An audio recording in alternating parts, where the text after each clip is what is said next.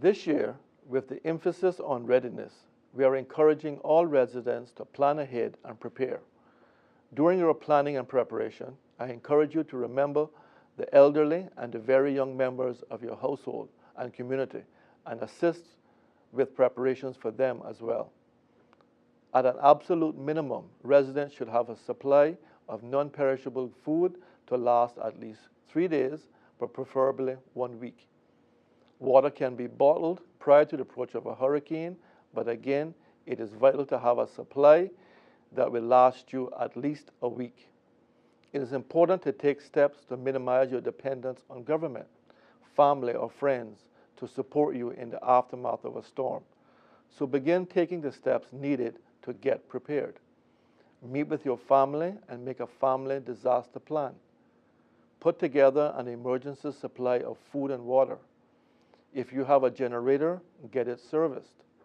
Check your shutters. Sometimes rust and debris can accumulate in the tracks, and this can make them hard to operate. Check insurance policies to ensure they are current. Remove debris from the yard and trim back trees that could fall on your roof. Get a battery-operated radio and a flashlight. Decide where you will shelter if you are not certain your home is a safe place to be in a hurricane. Consider what you will do with pets, knowing that unfortunately the shelters cannot take animals.